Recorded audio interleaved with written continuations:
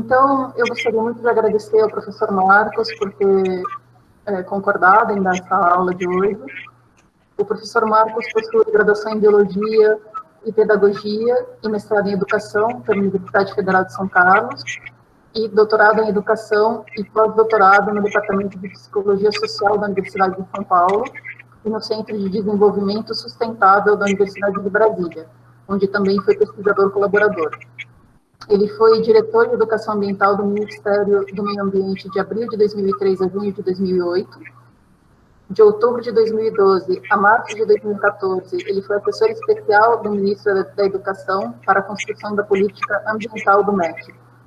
Tem experiência na área de educação, com ênfase nos seguintes temas: educação ambiental, políticas públicas e planejamento de futuro na direção de sociedades sustentáveis. Participa desde os anos 70 de entidades ambientalistas de cidadania e de educação ambiental. De 85 a 88 foi docente no Departamento de Educação da Unesp, no campus de Assis. Desde 88, no Departamento de Ciências Florestais da Exalc USP, como professor associado livre-docente desde 2011, e atualmente é professor sênior e coordena o Laboratório de Educação e Política Ambiental, o COCA. Então, é realmente um grande prazer ter você aqui. Você quer que eu passe o vídeo primeiro, ou como é que você quer fazer? Não, eu quero só fazer uma introdução, aí a gente passa o vídeo, pode ser? Pode. Bom, primeiro eu quero agradecer o convite, desejar uma boa tarde para todos nós, e dizer que é sempre uma alegria atender aos convites que vêm aí do grupo da Unicamp, o Sandro Tonso, a Emília Rudkowski, vários amigos, né? Agora a Gabriela, eu fui orientador da irmã da Gabriela, da Maria, então sempre é uma alegria reencontrar amigas e amigos e poder estabelecer esse diálogo, que talvez a nossa terapia, né? A nossa oportunidade de sobreviver diante de tanta notícia ruim, de tanta dificuldade que nós estamos vivendo no momento atual.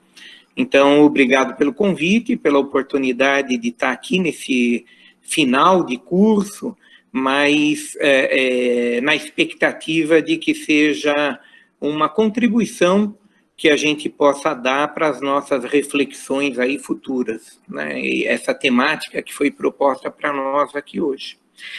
Eu olhei, fiquei lendo o título do curso, Antropoceno, Desafios da Complexidade Ambiental, e fiquei me perguntando, né, que os desafios que se colocam para a humanidade na contemporaneidade, no antropoceno, no chamado antropoceno, são diversos, né, como vocês devem ter visto ao longo do curso. E a complexidade desses desafios é imensa. Acho que nunca como hoje nós tivemos a oportunidade de compreender a diversidade e a complexidade dos desafios que são colocados no momento presente.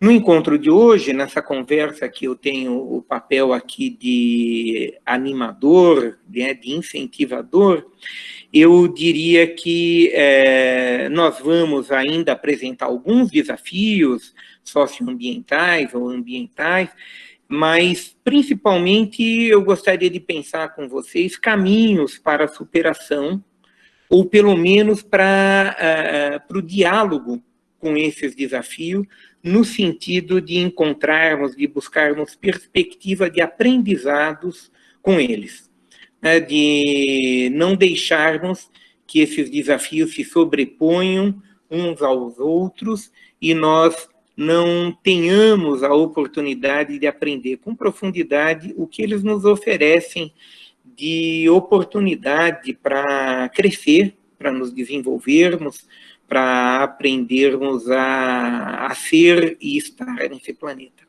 Eu, mais ao final da minha fala, vou trazer uma filósofa que eu tenho gostado muito de ler ultimamente. Passei esse final de ano relendo um livro dela chamado A Condição Humana, chamada Hannah Arendt. Ela traz alguns pontos que me parecem muito pertinentes para essa conversa nossa aqui hoje. Mas eu quero, antes de passar um pequeno vídeo de 8 minutos, dizer que, no meu ponto de vista, o fio condutor para nós encontrarmos e trilharmos esses caminhos que nos permitam, diante da complexidade e da diversidade da contemporaneidade do antropoceno, eu enunciaria esse fio condutor como uma nova cultura da terra, com T maiúsculo, da terra, com T minúsculo, e do território. Por uma nova cultura da terra e do território, me parece ser a senha que pode nos ajudar a encontrar os caminhos mais adequados a serem trilhados nessa perspectiva de manutenção da humanidade ou das sociedades humanas na face desse planeta por mais séculos e séculos e séculos, né? E manutenção da humanidade no planeta, não nos cenários distópicos do Mad Max, de tantos outros filmes que mostram uma humanidade cada vez mais apoucada, uma humanidade cada vez mais distante dos nossos melhores desejos de um ser humano feliz, de um ser humano íntegro, de um ser humano capaz de fazer revelar as suas dimensões mais bonitas de existência. Então, esse pequeno vídeo que eu vou pedir para a Gabriela passar para nós agora, ele sintetiza um pouco o raciocínio. Foi uma live que eu participei em junho do ano passado, teve 1h10 de duração, para vocês verem como o professor é prolixo, né? O artista que mediou essa live, o blogueiro, ele sintetizou em 8 minutos, que está muito melhor do que aquela 1h10 que eu falei. Então, a gente vê esse vídeo, depois eu complemento com algumas reflexões que eu fiz desde então, e depois a gente abre para uma interação de todos nós.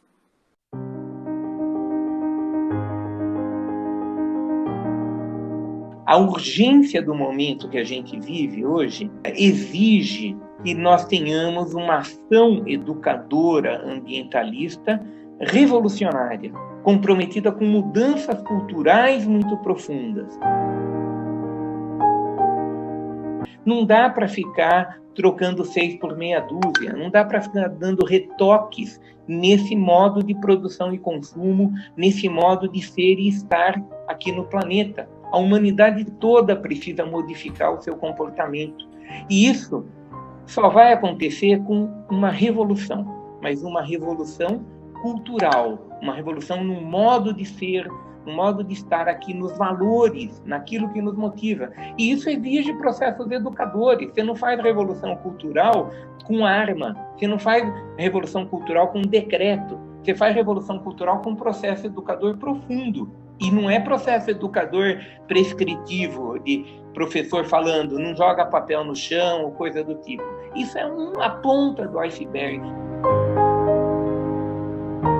O primeiro papel da educação ambiental, no meu ponto de vista, nessa perspectiva de transformação cultural, de promover uma verdadeira revolução nas nossas sociedades, é o de incentivar as pessoas a pensarem, é o de fazer aquilo que o Albert Camus falou no livro A Peste, a virtude, se a gente pode dizer assim, de um momento de doença, de um momento de pandemia, de um momento de dificuldades que estejamos vivendo, que é colocar tudo em suspensão, em termos de metas mais imediatas que se tem na vida. Eu quero comprar isso, eu quero comprar aquilo, eu quero fazer isso, eu quero fazer aquilo, e de repente você se perguntar, bom, quem que eu sou, por que eu existo, para onde que eu quero caminhar, quais são meus propósitos existenciais. Ao você se formular essas perguntas mais fundamentais, mais existenciais, você começar a se questionar em termos de necessidades materiais simbólicas, em termos de compreensão dos nexos de causalidade. Por exemplo, qual é a relação da pandemia com a extinção da biodiversidade, com a extinção de florestas, como é que a pandemia e a degradação ambiental têm a ver com a degradação social, com a degradação humana, como é que isso tudo tem a ver com o sistema político-econômico que a gente vive.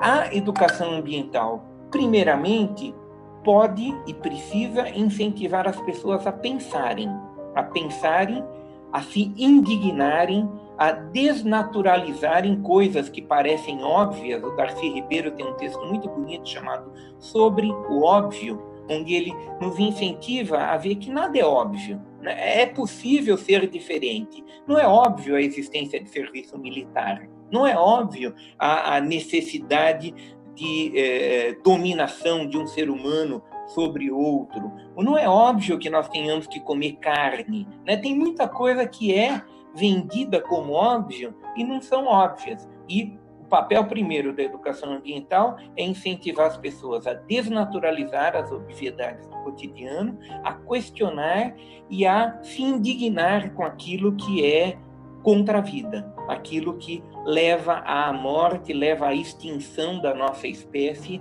na face do planeta Terra. A partir daí, as pessoas veem um segundo objetivo para a educação ambiental, que é o das pessoas, ao desnaturalizarem, atuarem no sentido de um mínimo, de um patamar mínimo de existência para todos os humanos. Somos quase 8 bilhões de humanos e queremos conviver num planeta pequeno, não somos adeptos de nenhum programa de eugenia, de extinção em massa, de redução do tamanho da humanidade neste planeta. Então nós precisamos pactuar uma forma de vivermos em 8 bilhões de pessoas, um pouco mais, um pouco menos, conforme a pactuação for feita, e a partir daí definir prioridades. Então, quais são as prioridades? É terra, teto e trabalho para todo mundo, como o estadista, hoje um dos maiores estadistas no planeta, chamado Francisco, que ganhou o título de Papa, né? Esse cara colocou um mote extremamente importante da pactuação: terra, teto e trabalho para todos os humanos. Se todos os humanos tiverem terra, teto e trabalho, nós teremos menos violência, nós teremos menos gente dormindo na rua, menos pandemia, porque as pessoas tendo teto, terra para produzir, tendo trabalho, elas podem se cuidar melhor, elas podem ter água encanada em casa, pode ter saneamento, etc. Uma segunda tríade de pactuação acompanhando terra, teto e trabalho é saúde, educação e natureza. Todo mundo tem que ter acesso público, gratuito, à saúde, educação e natureza de qualidade, né? Natureza? Como? Saúde e educação todo mundo falava, mas e natureza? Hoje, mais do que nunca, se sabe que sem acesso à natureza, sem poder mergulhar no mar, sem poder ver a beleza de um coral, sem poder conviver com a natureza em qualquer lugar que ela esteja, inclusive a natureza interior, né, dialogar com o seu próprio organismo, a gente não terá saúde, nós não teremos outra perspectiva de vida. Nós temos falado de uma terceira tríade, que é participação, o direito à participação política, a participação em todas as instâncias, na família, no bairro, no time de futebol, comunicação, como um segundo direito fundamental dessa tríade, comunicação educadora, comunicação onde eu possa falar sobre a minha verdade, ouvir a verdade dos outros, e o terceiro, espiritualidade. Espiritualidade, alguns estranhos, mas eu não sou católico, eu não sou budista, eu não sou da Umbanda. Não, é espiritualidade laica, é espiritualidade compartilhada por ateus, agnósticos e religiosos de todas as filiações, né? Esses direitos, estando disponíveis e acessíveis a todos os humanos, eles podem viabilizar transformações culturais profundas. Então, os grupos pactuarem quais são os direitos básicos, as questões básicas para que todos os humanos compartilhem desta aventura que é a nossa passagem pela Terra, o nosso amadurecimento nesse planeta Terra, ele é fundamental para a gente cumprir uma quarta dimensão aí da revolução cultural que eu estou falando, que é uma nova cultura da terra, com T maiúsculo, da terra, com T minúsculo, e do território. É uma nova cultura que nos leve a pôr as mãos na terra, a cuidar das sementes, a não ter medo da vida, a viver simplesmente.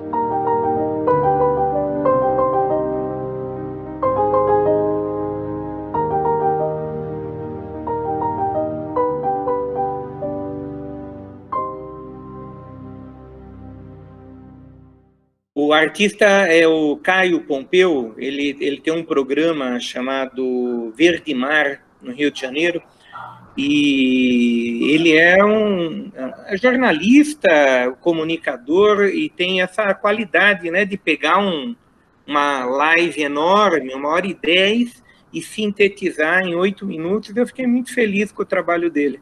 E boas imagens, né? Ficou bacana, eu achei. E a música também. Ficou muito bom mesmo. O pessoal aqui está falando que gostou, o pessoal no chat. Legal. Legal. Nós vamos conversar um pouco sobre ele também. Então, assim, as questões que eu coloco ali sobre uma educação ambiental revolucionária talvez estejam na essência do que eu gostaria de conversar com vocês.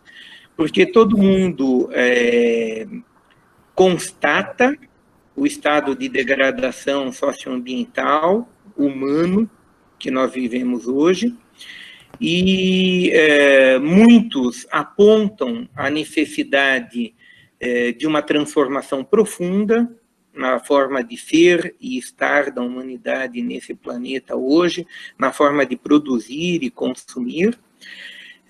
Alguns apontam para a necessidade, então, de uma revolução, de uma transformação profunda. Os que têm juízo sabem que a revolução não é por meio das armas, no mínimo por uma condição de correlação de forças.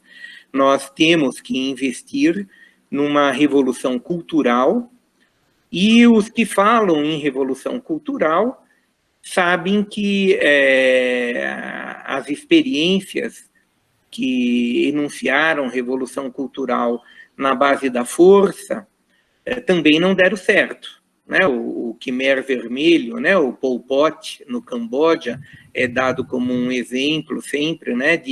Ou o Mao Tse Tung mesmo na China, né? De querer deslocar a população para o campo, e isso acaba levando a diversos problemas, né, sobre os quais nós podemos falar um pouco mais adiante.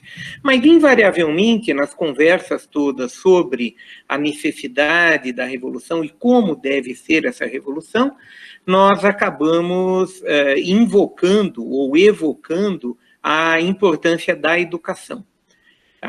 Uma educação que contribua para mudanças culturais, né? É uma educação que não se limite à transmissão de conteúdos, à preparação para o trabalho, como tem sido a boa parte das nossas salas de aula, boa parte da nossa formação escolar. É uma formação domesticadora, é uma formação para aprendizado de algumas técnicas, de alguns comportamentos que podem ser úteis para a manutenção do status quo. Mas para as transformações que o momento atual reivindica, nos incita, nos provoca, nós precisamos de uma educação que contribua para a mudança de valores, para mudanças culturais muito profundas, né? E como fazer essa educação? Qual é o processo que pode nos ajudar a fazer essa educação? Eu estou vendo, ainda não cheguei ao final, de uma série chamada 3%, uma série brasileira que está disponível no Netflix, que vale a pena ser vista, apesar dela ser longa, às vezes um pouco cansativa, mas é muito interessante, uma ficção científica produzida aqui por um grupo de pessoas muito perspicaz, no sentido de trazer esse questionamento sobre as utopias e as distopias que se colocaram e se colocam ainda para a humanidade. Vale a pena compreender ali nessa série como é difícil falar contra as obviedades do nosso cotidiano, como dizia o Darcy Ribeiro, né, sobre o óbvio, naquela obra dele, ou contra as certezas que a sociedade contemporânea nos coloca. Né? O Edgar Morin traz muito bem a importância de aprendermos numa sociedade de incertezas, aprendermos na provisoriedade dos conhecimentos que temos. E o conhecimento científico, ele é essencialmente um conhecimento que lida com a incerteza, com a formulação de certezas que estão certas que elas são incertas, que elas são certezas para aquele momento, para aquele estágio de conhecimento da humanidade ou daquela ciência, mas que podem e devem estar sendo questionadas. Então, num momento em que tudo se polariza, fica muito difícil nós questionarmos as certezas e dizermos que tudo é incerto, porque nós podemos ser jogados na vala comum do obscurantismo que hoje, negacionista dos conhecimentos científicos, nos coloca. Então, como é que nós continuamos a perseguir aquela trilha que o antropoceno nos coloca, de estarmos navegando num mar de incertezas, estagiando em algumas ilhas de certeza que em seguida nos trazem uma série de outras incertezas, quando nós temos ao nosso lado pessoas que negam a certeza de muitos dos conhecimentos que nós temos hoje, que podem oferecer respostas momentâneas, circunstanciais, mas que são respostas para evitar o caos, para evitar a morte generalizada, a extinção da espécie humana no planeta Terra. Então, as dificuldades que nós vivemos no momento atual podem ser muito bem expressas nesse vídeo, nessa série 3%, à medida em que as pessoas encontram certezas e, nessas certezas, elas adotam posturas de eliminação da diversidade e das outras perspectivas de futuro, de felicidade que estão ali colocadas. Então, eu diria que o grande desafio para o nosso processo revolucionário, educador, ambientalista, é reforçar a possibilidade de navegarmos nesse oceano de incertezas, nos unindo em torno de certezas provisórias que nos possibilitam continuar a navegar. A tendência das pessoas é negarem qualquer certeza que não prometa o paraíso. Qualquer certeza que não prometa o conforto, o acolhimento, a continuidade daqueles sonhos de consumo que elas tinham. O 3% mostra muito bem isso. E eu acredito que o desafio que está colocado para nós aqui hoje é pensarmos como promover uma nova cultura da Terra, uma nova cultura da humanidade no planeta Terra, sem sermos expulsos da Terra, sem sermos apedrejados por pessoas que estão muito confortavelmente instaladas nas certezas que a cultura atual propiciou. E pessoas que ou têm o poder ou desejam o poder, e o poder daquilo que está estabelecido. Então, quando chegam os chatos, os ecochatos, como nós somos chamados, às vezes, né, os educadores que educam pelo questionamento das certezas, a tendência é nós sermos apedrejados. Sai daqui, comunista, sai daqui, petista, sai daqui, ateu, sai daqui, qualquer pejorativo que sintetize a vontade dessas pessoas de que nós não as incomodemos.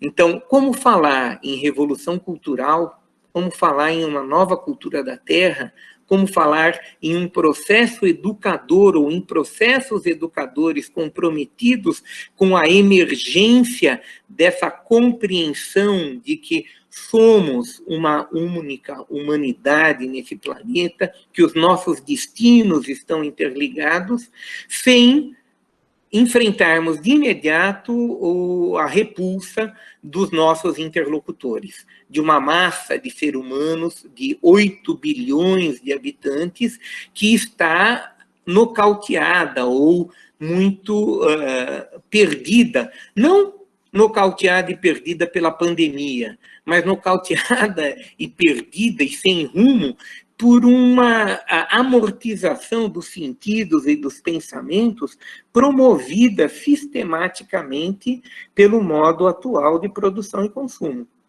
Uma amortização, um amortecimento da nossa capacidade de refletir, de pensar, de se indignar, de agir, feita com muito açúcar e muito sal, feita com muito fast food, feita com muito consumo induzido e descartável, feita com muito incentivo ao consumo contumaz. O Gilles Lipovetsky tem um livro muito interessante chamado Felicidade Paradoxal, e ele fala que o paradoxo da felicidade da humanidade nos momentos atuais é que ela sintetiza a felicidade com consumo, sinonimiza felicidade com consumo. E, no entanto, quanto mais consome, ela não se torna mais feliz, né? Mas como é que a gente enfrenta essa frustração de uma felicidade não atingida pelo consumo, tomando remédios antidepressivos, consumindo mais, encontrando novas oportunidades de consumo? O Bauman, Zygmunt Bauman, faz uma reflexão semelhante em todos os seus livros, mas especialmente nos livros Identidade e Comunidade, onde ele nos coloca essa necessidade de substituição do objeto de consumo de forma constante e continuada. Nem que o consumo seja o de um cachorrinho doméstico, de um gatinho dentro de casa. E o Bauman coloca que o tempo médio de vida de um cachorrinho tão desejado pela criança, pela família, o tempo médio de permanência desse novo cachorrinho na casa é de 3 meses nos lares norte-americanos. Depois de 3 meses, as pessoas já se cansaram dele, porque a alegria que esse novo ser traz para casa vem acompanhado de pelo, de xixi, de cocô, de trabalhos de levar no veterinário, etc. E aí, depois de 3 meses, em média, as pessoas deixam o cachorrinho na esquina mais distante de casa para que ele não encontre o caminho de volta. Então, essa felicidade paradoxal ligada ao consumo não parece ser a resposta aos nossos dilemas, especialmente quando a gente se coloca a essas questões que vão emergindo com a contemporaneidade, com o antropoceno.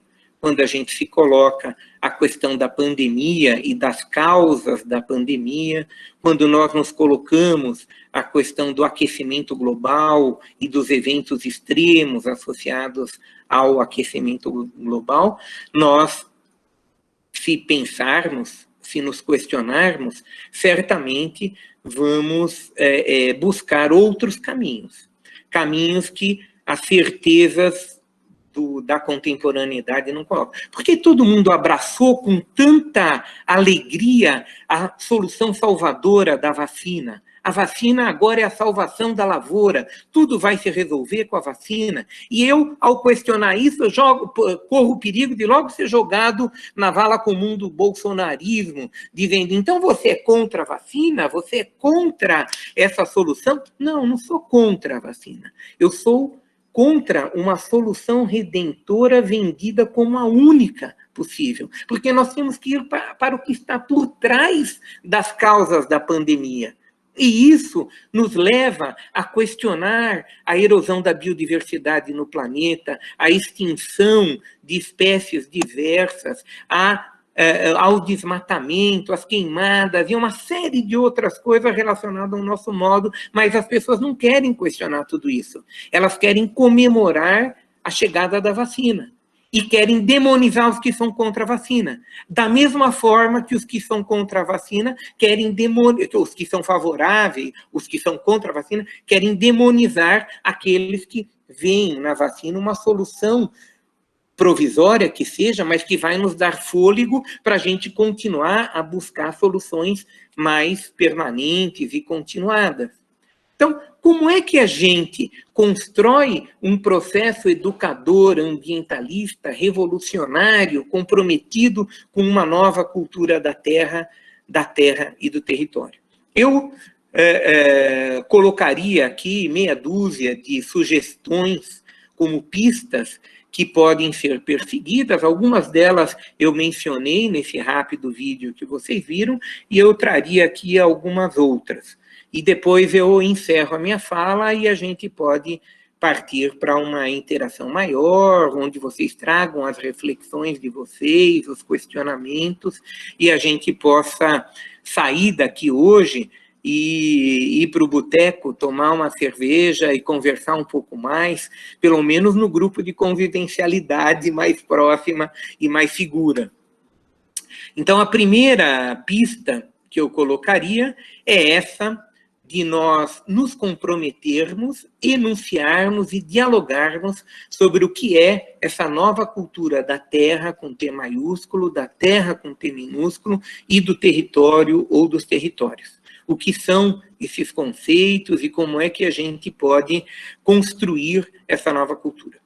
A segunda pista que eu coloco, eu escrevi já em algum texto, vem de uma fala da Vandana Shiva, dando conselhos à juventude para o enfrentamento do momento atual. E ela dá 3 conselhos. Ela diz, cuidar das sementes, fazer com as próprias mãos e não ter medo. Vejam que sabedoria oriental que tem nisso, né? Que sabedoria de uma pessoa nascida e criada na Índia tem ao enunciar 3 simples conselhos para a juventude. Cuidar das sementes, cuidar da vida, cuidar da parte mínima, mais frágil da vida, que é uma semente, e que resume toda a vida. Em cada semente você tem uma nova vida, né? Na semente humana, no óvulo e no espermatozoide, cruzando e gerando uma nova vida. Numa semente de árvore, né? Vocês pararam para pensar que nós nos comportamos de uma forma exatamente oposta ao cuidado com a semente? Quando a gente almoça, nós colocamos as sementes, quando preparamos o nosso almoço, nós colocamos as sementes onde? No lixo.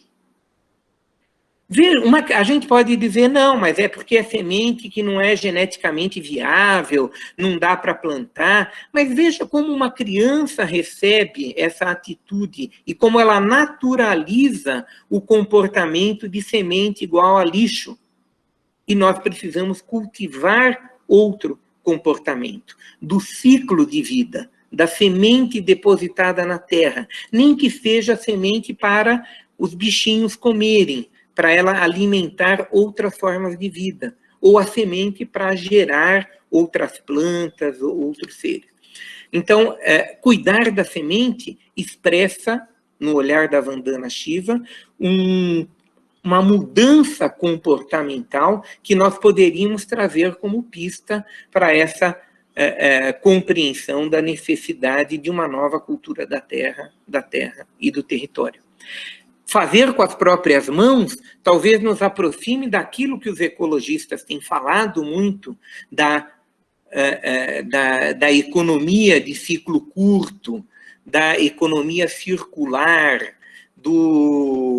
da agricultura multifuncional, né? Fazer com as próprias mãos talvez nos aproxime daquilo que os especialistas da Chatham House, que tiveram aqui no Brasil há 3, 4 anos atrás, um seminário na Faculdade de Saúde Pública, nos diziam que o aquecimento global está diretamente relacionado ao nosso modo de alimentação.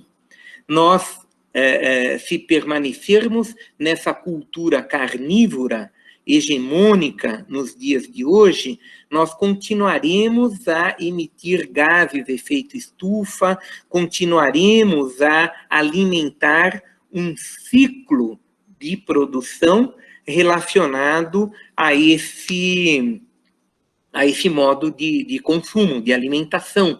E eles, o grupo se questionava lá na Faculdade de Saúde Pública sobre como fazermos para romper com essa emissão. Eles davam dados muito fortes sobre o Brasil, né, o lançamento, eles fizeram pesquisa na China, nos Estados Unidos, em vários países, e na matriz brasileira, né, de lançamento de CO2 para a atmosfera, de gases de efeito estufa, metano, etc., para a atmosfera, estava muito presente a questão da produção animal.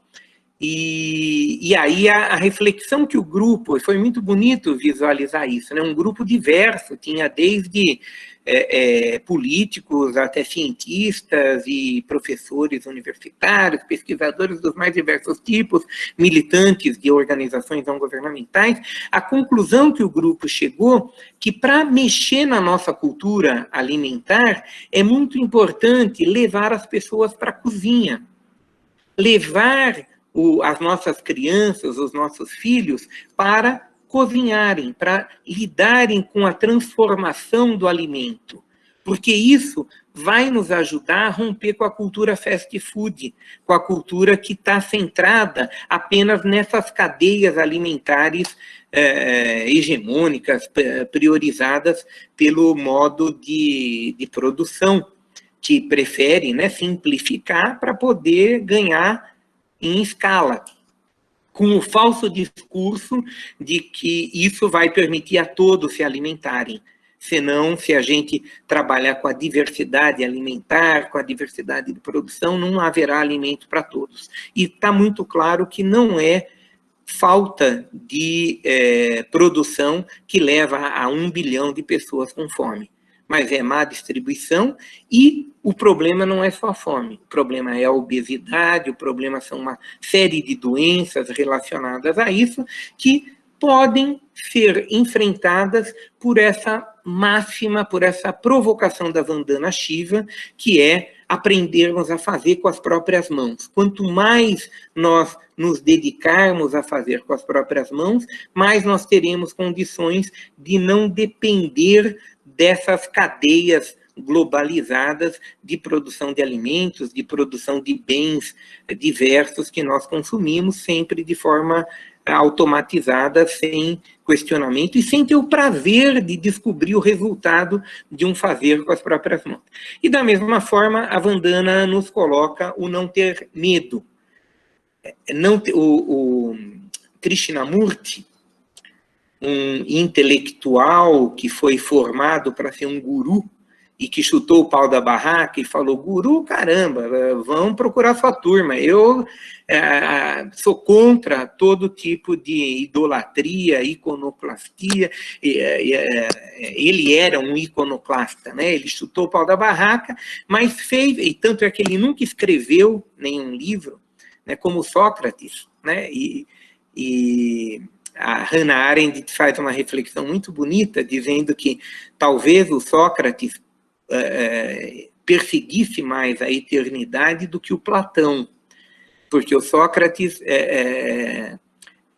se contentou em conversar, em falar sobre o que ele pensava, e da mesma forma, o que eu falava aqui agora também se contentou.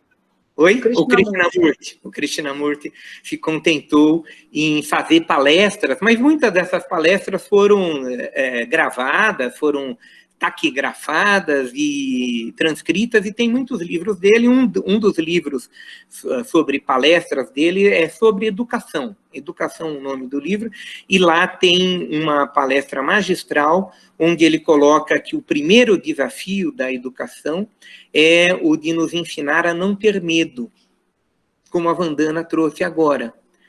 Não ter medo não é uma tarefa trivial. Nós somos educados para uma cultura do medo, para não atravessar a rua e ser atropelado, para não entrar no mato e o lobo mau nos comer, né? Há todo um conjunto de procedimentos na nossa sociedade hoje, para o bem e para o mal, para nos deixar temerosos, medrosos. E o que o Krishnamurti e o que a Vandana nos incentiva é a vivermos o dia a dia, a vivermos simplesmente, a buscarmos sentidos e respostas nos desafios do cotidiano. Bom, nessas duas primeiras trilhas ou pistas, eu dediquei bastante tempo. Eu prometo que nas próximas eu vou ser mais sintético, porque senão eu vou passar do tempo que me foi sugerido para nós fazermos essa provocação inicial. A terceira pista que eu colocaria, de certa forma já enunciada no vídeo que vocês viram, é a da contemplação. Contemplar, meditar, observar, pensar, dialogar. Eu coloquei tudo numa pista só.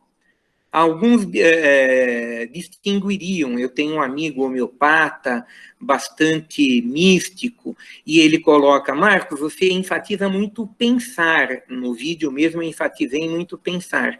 E eu disse a ele: não, mas é que para mim, pensar, contemplar, dialogar, meditar, faz parte de uma mesma categoria, que é a de estarmos vivos, a de estarmos espertos, atentos, a não sermos domesticados pelos comportamentos cotidianos, pelas mídias que até nós chegam e nos fazem ficar no automático, fazendo coisa no automático. A contemplação, a meditação, é a parte mais radical de ruptura com essa perspectiva de alienação, que exige, certamente, a capacidade do raciocínio lógico formal, o do pensar com profundidade, do questionamento, do entender o outro, mas exige também acionarmos o nosso registro da intuição.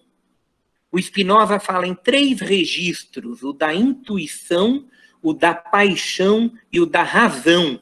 Esses 3 registros precisam estar sendo acionados junto, constantemente, continuadamente, por todos os seres humanos.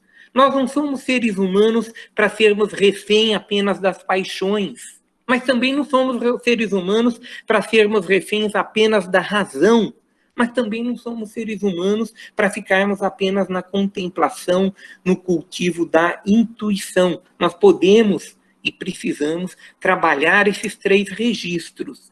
Então, pensar, contemplar, meditar, me parece que pode ser adotado como uma das pistas para nós construirmos uma nova cultura da terra e do território. A quarta sugestão é ligada a essa, mas é enfatizar no questionamento das necessidades materiais simbólicas. Tem uma amiga nossa, minha e da Emília, pelo menos, da Maria, chamada Eda Tassara, uma professora de física, formada em física, que direcionou depois a sua vida, a sua carreira para a área de educação e da psicologia social. é uma professora emérita da USP, professora titular na área de psicologia social, que nunca abandonou as suas raízes da física e sempre traz a sua contribuição no sentido filosófico, existencial, e uma das reflexões que ela traz é essa de questionar as necessidades materiais simbólicas. Nós não podemos continuar reféns de necessidades materiais que são apenas simbólicas, mas apenas entre aspas, né? Foram construídas historicamente, culturalmente, e elas se tornam a razão do nosso existir. Se eu não conseguir o celular novo esse ano, eu não consigo mais viver. Se eu não conseguir o carrão, se eu não conseguir o kit civilização, como Ailton Krenak fala, eu não serei feliz. E será que eu não serei feliz sem esse kit civilização, sem vários desses itens? O próprio Krenak fala, não é possível ter um kit civilização para cada um dos 7, 8 bilhões de humanos no planeta Terra hoje. Então, nós precisamos rediscutir esse kit civilização. O que pode ficar coletivo, o que pode ser utilizado para cada um, o que a gente pode abrir mão, né? É necessário ter um carro para cada pessoa ou nós podemos ter carros coletivos? Bicicletas coletivas já tem cidades que têm. Você chega, pega a bicicleta e usa. Até mesmo aqui no Brasil agora, com alguns mecanismos diversos aí de utilização, você pode chegar em qualquer lugar, em algumas cidades, e pegar uma bicicleta e utilizar. Por que carro não? É necessário a gente continuar a produzir mais e mais e mais carros, ao ponto de ter 2 carros por família, 3 carros por família? Ou é possível nós termos carros coletivos? Ou não termos carros, termos transportes coletivos? Ou termos outras formas de deslocamento? Né? Questionar necessidades materiais simbólicas significa pensar essas questões.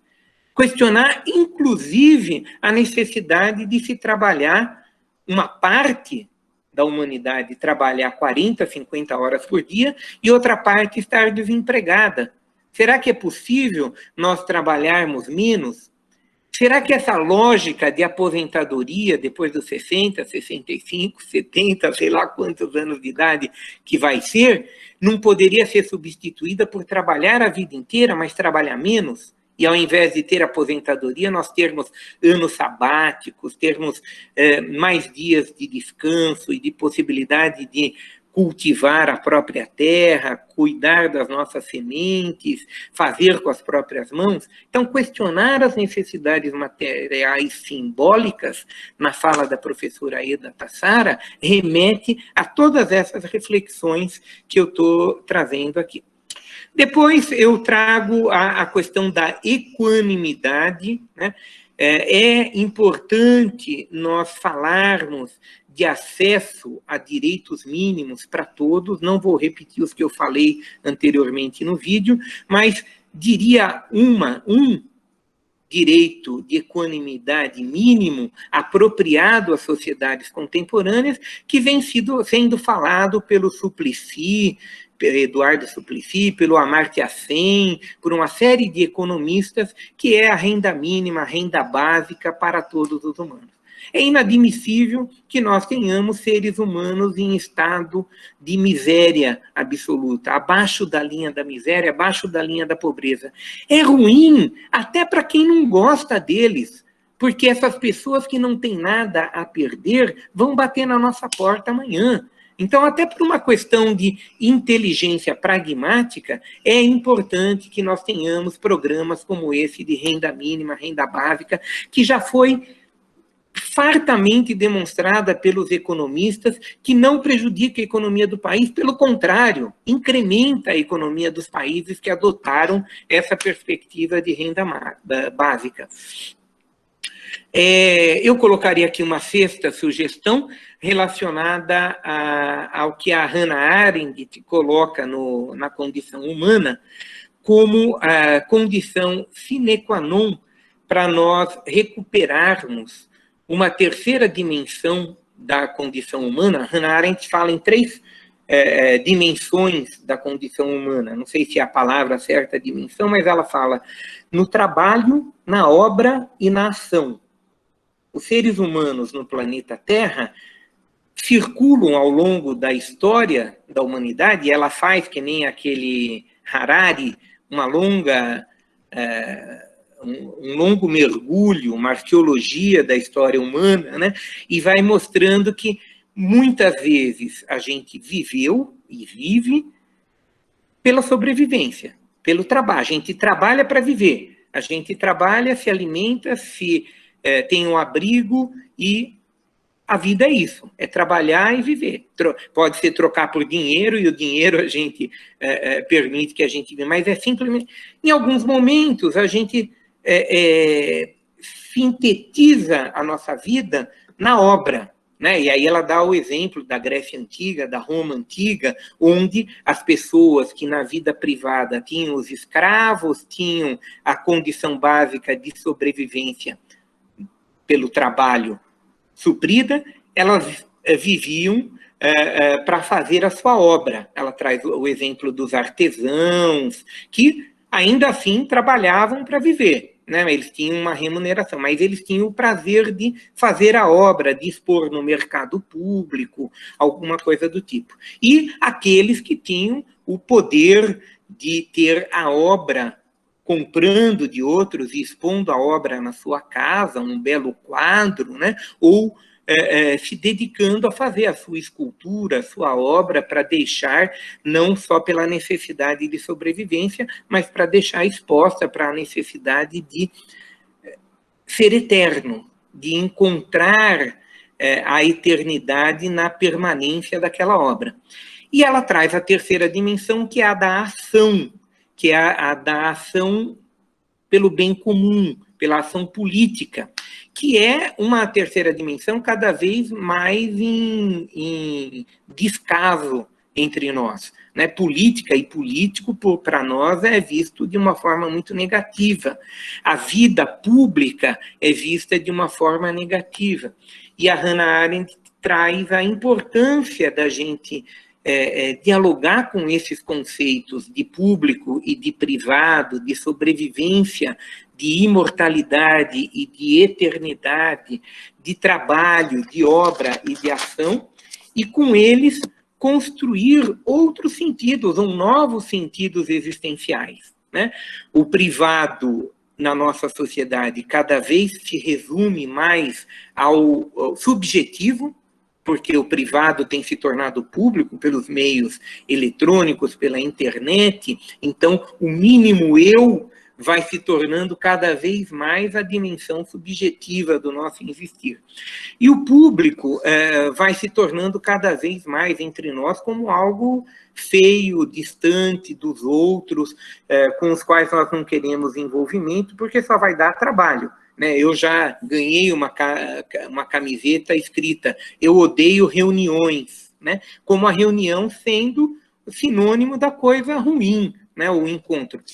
E isso está na contramão da sugestão que eu quero lhes dar, baseado na Hannah Arendt, que recuperar o espaço público é recuperar a nossa capacidade de duas coisas. Uma, capacidade de pactuar, de fazer acordos, de assumir compromissos coletivos e sabendo que todos nós que pactuamos vamos junto tentar cumprir esse compromisso.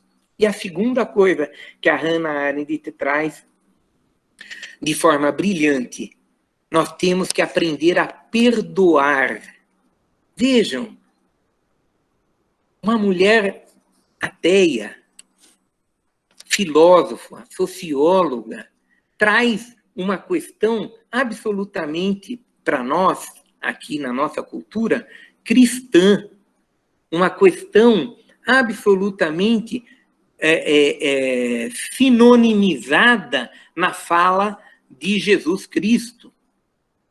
E que muita gente repudia por falar, não, mas isso é piegas, né? Perdoar, nós temos mais é que ir para a cabeça, perdoar o caramba, o cara foi sacana, né? O momento presente fala da questão do Bolsonaro e dos bolsonaristas, perdoar os bolsonaristas que puseram esse cara no poder, Né? Como isso? E eu só estou dando um exemplo, né? Tem vários exemplos no nosso cotidiano, e na psicologia, na psicanálise, né, a questão do perdoar ganha uma dimensão extremamente grande, relevante. Relevante para nós próprios que perdoamos, que adquirimos a capacidade de perdoar, de não passar magoado a vida inteira, ressentido a vida inteira.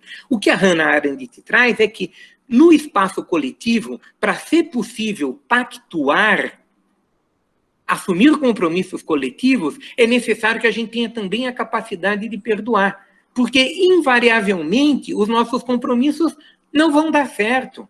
Eles vão ter 1000 problemas ao longo do caminho, disfunções, e nós temos que ter a capacidade de reavaliar, de falar, errei, pisei na bola, vamos fazer de novo. Pô, cara, você pisou na bola, mas tudo bem, vamos recomeçar, vamos retomar esse processo.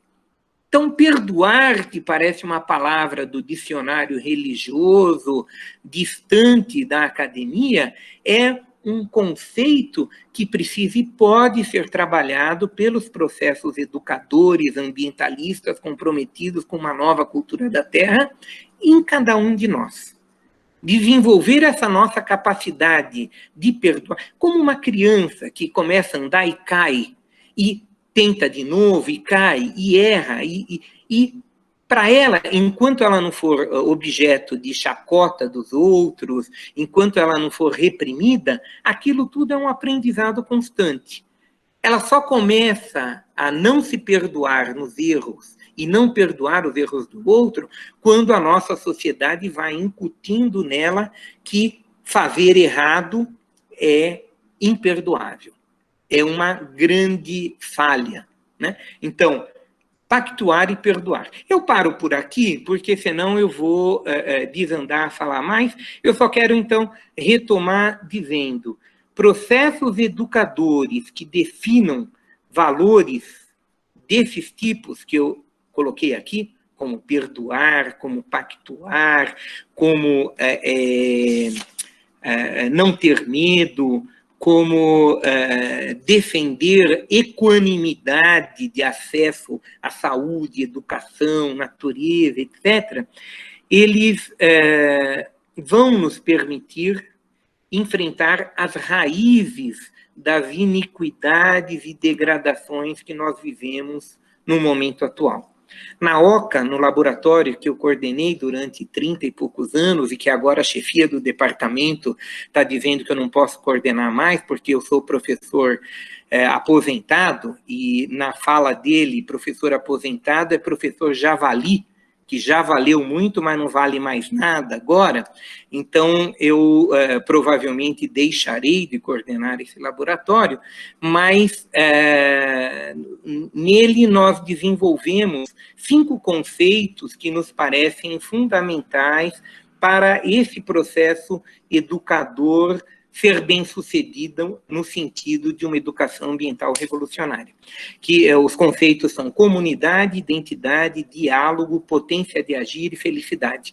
Não vou falar sobre eles e nem como que a gente vai decupar esses 5 conceitos em procedimentos pedagógicos, porque falar em educar ambientalmente para a transição em direção às sociedades sustentáveis, exige que nós pensemos da pedagogia à filosofia, que nós pensemos dos conteúdos técnicos específicos às políticas públicas que vão viabilizar esse processo educador capaz de incidir na transformação mais profunda das nossas sociedades. Então, eu paro por aqui, agradeço mais uma vez a oportunidade e fico à disposição para ou responder pergunta ou para acompanhar as reflexões que vocês considerem pertinentes e socializar com todo o grupo aqui. Nossa, Marcos, foi muito... Eu fui fazendo anotações aqui, porque é muita food for thought, né? Muita comida aí para pensar mesmo. Na verdade, você ia falando e eu estava pensando em várias coisas. Desculpa até aos colegas aqui. Geralmente eu já abro de cara o fórum de perguntas, mas eu só fazendo uma reflexão. Realmente você tocou vários pontos que são para refletir muito, assim. Inclusive, assim, toda essa questão, né, de questionar a necessidade de materiais simbólicas, enfim, muita coisa. Eu vou fazer o seguinte, geralmente eu leio as perguntas que estão no fórum primeiro. Eu acho que primeiro eu vou dar a palavra para o Danilo, porque ele levantou a mão lá no começo da sua fala. Então, Danilo, se você quiser fazer sua pergunta, faça agora. Enquanto isso, eu vou indo para o fórum e vendo o que tem lá. Vou fazer. Vocês conseguem me ouvir? Sim. Todos os pontos que o professor tocou são extremamente importantes e, na verdade, eu levantei a mão lá no começo para dividir uma experiência a respeito da questão da educação ambiental revolucionária. Eu sou geólogo, mas acabei levando a minha trajetória aí na ciência e na academia para a educação também. E hoje, no doutorado, eu desenvolvo um projeto com o professor Celso Carneiro, que é entrar nas escolas e depois casou um pouco mais com o meu projeto, uma coisa que o senhor falou lá para frente da contemplação. O meu papel como doutorando e como educador agora nas escolas, que a pandemia atrapalhou, mas enfim, é mostrar para os alunos, mostrar até para os professores e fornecer para eles materiais para eles fazerem isso, como a contemplação do local, do arredor da escola e talvez ir crescendo, né, nesses halos, sair tão próximo da escola até a cidade, ela consegue ser um fator determinante para essa educação ambiental que seja revolucionária. E por que eu faço esse link de educação revolucionária? Porque eu acho que a educação que eu tive, eu tenho 32 anos, eu saí da escola do ensino médio já faz um tempo, e eu tive sorte de ter uma educação ambiental muito ativa na escola, mas muitos colegas, e uma grande parte das pessoas não teve. Então, hoje em dia, eu tenho uma consciência ambiental que eu vejo que não é muito geral, ok. Mas a questão é assim, eu acho que agora, educando esses alunos, desde o menorzinho até o do colegial, e educando também os professores para eles passarem informações adiante, no futuro a gente vai ter uma outra geração que vão ser advogados que tenham, talvez, uma responsabilidade ambiental diferente, engenheiros, enfim, qualquer profissão. Eu acho que a grande questão da educação ambiental, ela precisa ser revolucionária e ela precisa, dificilmente, na minha visão, ela vai sair de dentro de casa, tá? É uma coisa um pouco mais difícil. Talvez as crianças tragam isso para casa delas numa forma de, eu aprendi, eu vi tal coisa, para que isso comece a mudar, sabe, de fora para dentro. E que daqui a alguns anos a gente tenha toda uma classe de trabalhadores que tenham uma responsabilidade social diferente do que temos hoje. E aí vamos chegar naquele ponto que o senhor falou lá na frente, da questão de que muita gente está focada na obra, muita gente focada no trabalho. Talvez a gente não consiga focar na obra porque nós não temos o embasamento que a gente precise para estar focado nessa obra. E eu enxergo esse embasamento hoje, no cenário atual, com todas essas palestras que a gente teve dessa disciplina, com uma necessidade urgente, primária, primordial, de educação ambiental que seja eficaz. E eu vejo a eficácia dessa educação local. Não dá para a gente trabalhar a educação ambiental com alunos e falar para eles do acidente nuclear de Fukushima. Ok, isso deve ser conhecido, mas na minha visão é mais importante falar da Vossoroca que tem na esquina da minha casa do que de alguma outra coisa tão grande. Eu acho que, assim, eu falei muita coisa e viajei muito, mas é que a sua palestra, ela passeou em todas essas coisas e foi genial. Obrigado por isso.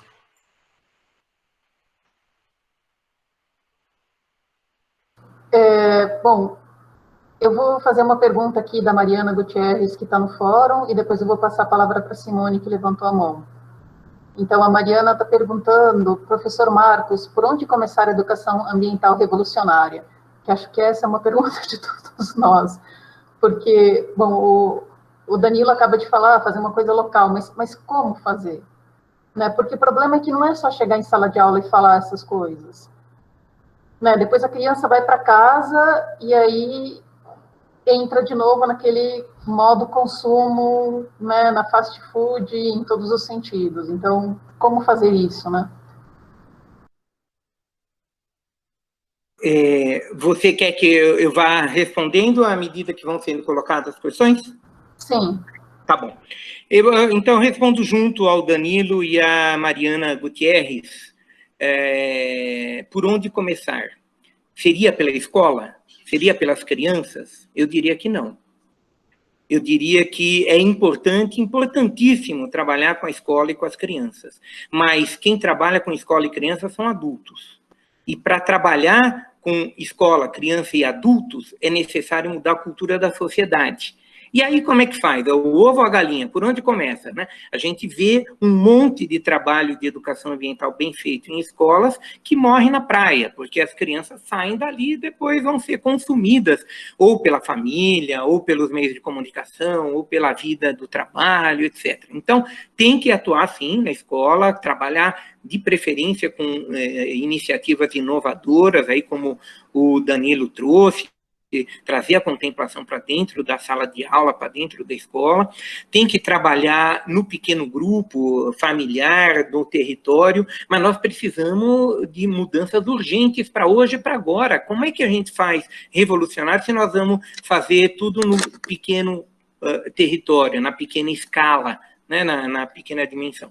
Ontem foi 21 de janeiro de 21 do século 21, e às 21h21, vários amigos mandaram WhatsApp dizendo: Marcos, é hoje a revolução, porque nós fizemos uma camiseta que é Revolução 21. Nós queremos e sabemos que a revolução tem que ser agora.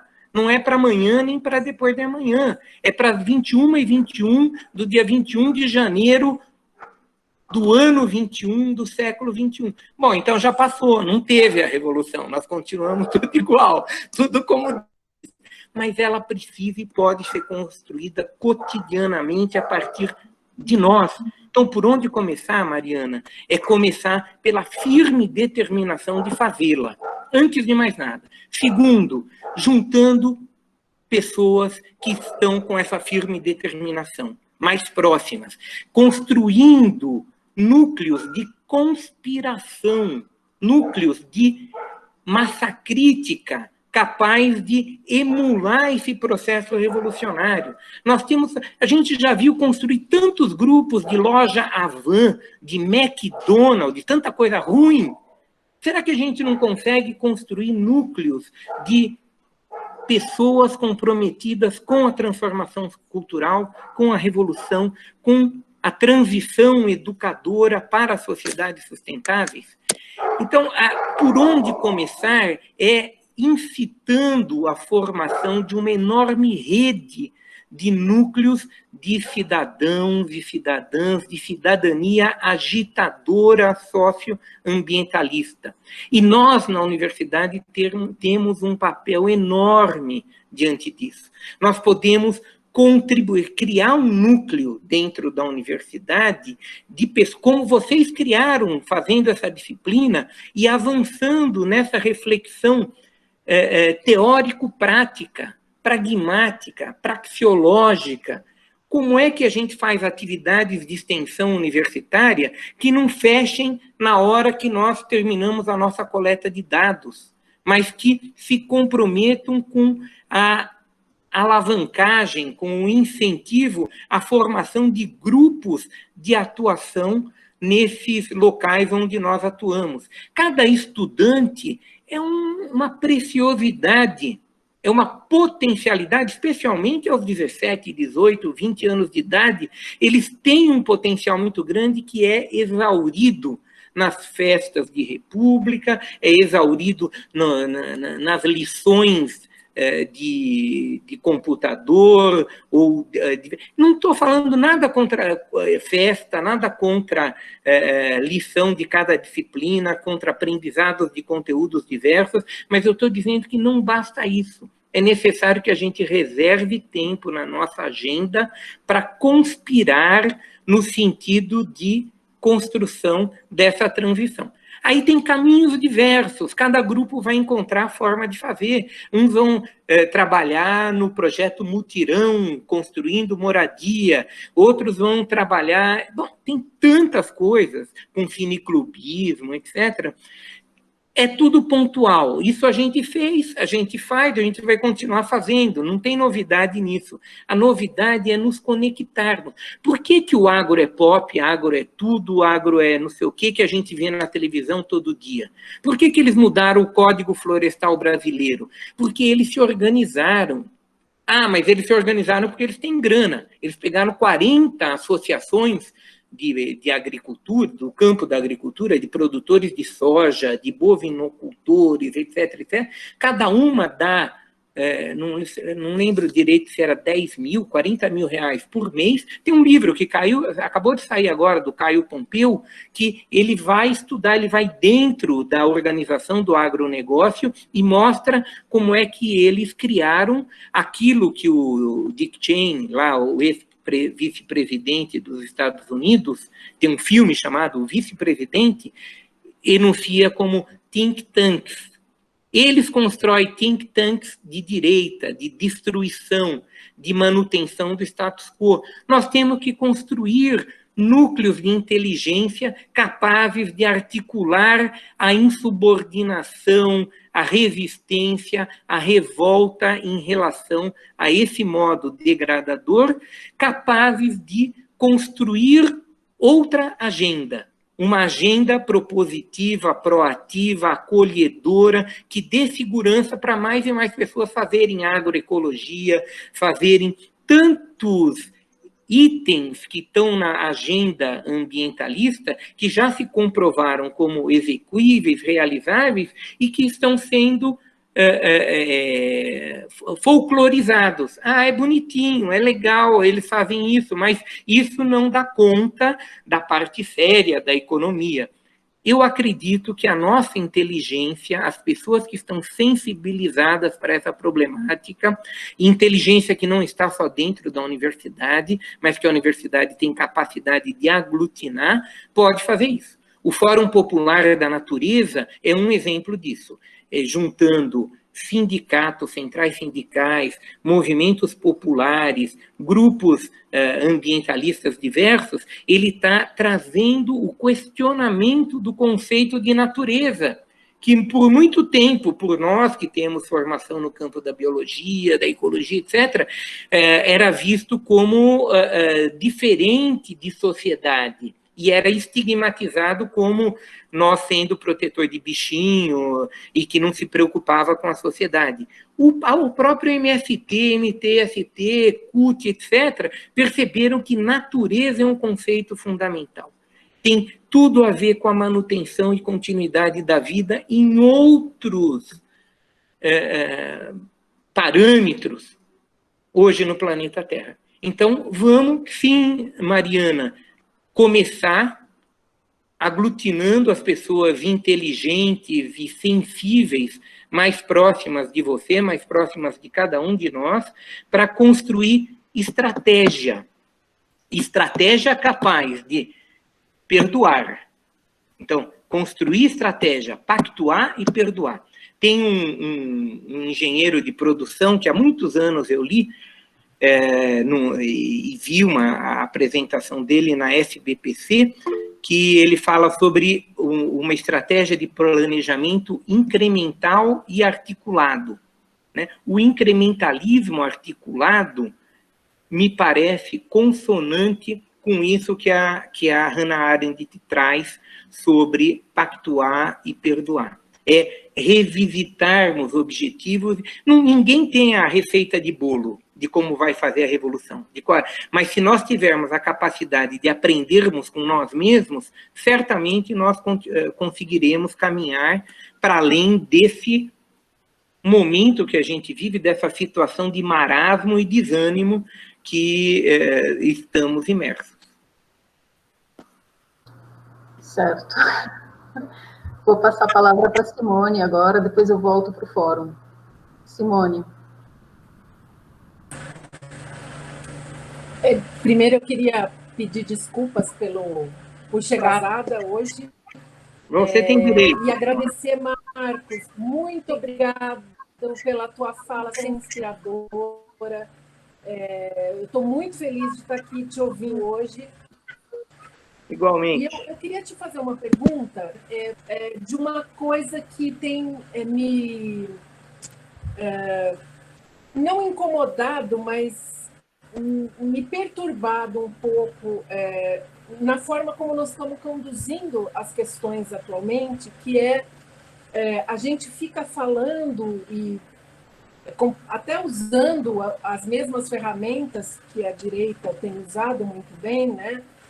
De grupos sociais, de redes sociais, de produzir material e ficar compartilhando e tal, mas a gente está pregando para convertido na maior parte das vezes, né? Como ampliar o diálogo entre diferentes e tão diferentes que nós temos? Mais uma vez, obrigada e um beijo enorme para você.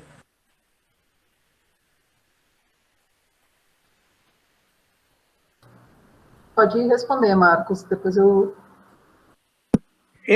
Talvez eu responda só com obviedade, Simone. Eu não tenho... Eu também me coloco esse desafio todos os dias, quando eu vejo que eu não consigo dialogar nem com a minha própria família. Durante o processo eleitoral do Bolsonaro, eu fui expulso de um grupo de família, meio aos gritos, assim, vai embora, petista, e coisas do tipo. Então, é muito difícil dialogar com pessoas fora da nossa bolha. Mas nós não precisamos começar esse diálogo exatamente com os familiares anti-razão. Nós podemos começá-lo com muita gente que tem no nosso entorno, nas nossas proximidades, com propostas bastante objetivas. Você, como agrônoma, tem em mãos uma profissão extremamente acolhedora, né, que propicia que as pessoas se aproximem para pensar na alimentação, para pensar na produção de alimentos. Então, aqui em Piracicaba mesmo, nós temos um movimento chamado Redemoinho Agroecológico, que está conseguindo aproximar diversas tribos que atuavam e atuam de forma muito dispersa. E nós estamos nos colocando o desafio de agroecologizar o município de Piracicaba e região. E aí a gente conseguiu aprovar um projeto na Petrobras para fazer corredores ecológicos. Então nós estamos conseguindo algumas coisas que talvez não fiquem pulverizadas, talvez elas fiquem em sintonia. Aí, próximo de Campinas, tem o acampamento Marielle Vive, que é um acampamento que aglutinou 1000 famílias de pessoas, de lumpesinato a maioria, né, de pessoas absolutamente desprovidas de bens materiais, né. Hoje está com 700 famílias, eles estão há quase 2 anos, ou mais de 2 anos, resistindo a essa situação. Tem professores da Unicamp que estão juntos lá. Amanhã nós vamos com um grupo aqui de Piracicaba para lá. A gente vai buscando grupos mais próximos. A gente pode dizer, não, mas eles estão na mesma bolha. Não estão. Eles dialogam, tem evangélico, tem gente de tudo quanto é filiação. As pessoas não são homogêneas, são de um grupo ou são de outra. Elas têm interface com vários grupos. Ali a gente tem uma oportunidade de dialogar com pessoas evangélicas. Nós fizemos um evento o ano passado, ou retrasado, chamado Resistir é Preciso, no Tuca, na PUC, em São Paulo. Lotamos aquele Tuca, trouxemos um pastor evangélico que eu fiquei impressionado, né? O Júlio Lancelotti. Então, nós tivemos uma mesa só de pessoas ligadas a diferentes tradições religiosas, Umbanda, várias tradições religiosas. Tivemos uma outra de gente da área da cultura, tivemos uma outra de gente da área do movimento ambientalista, de ONGs propriamente que se autodenominam ambientalistas. Em cada uma delas tinha uma riqueza de olhares sobre a problemática socioambiental que permitiu que elas se intercruzassem. E, então, assim, a gente sai da bolha. Eu acho que nós não estamos... Agora, é uma bolha de esquerda ainda? É uma bolha de gente que ouviu o passarinho cantar, no sentido de dizer o que está aí não é possível? Mas eu acho que é uma bolha diversificada, falando em termos de esquerda, que não tem só a esquerda stalinista, ou só a esquerda trotskista, ou só a esquerda anarquista. Tem toda a diversidade que existe dentro da esquerda, e tem gente conservadora, liberal, que é inteligente e que sabe que não é possível continuar com esse processo do jeito que ele está indo, que esse processo nos leva a todos para situações muito difíceis de sobrevivência. Não respondo, Simone, mas tento pensar com você sobre como ampliar a nossa interlocução. Marcos, a Mariana vai fazer outra pergunta, ela vai fazer ao vivo agora.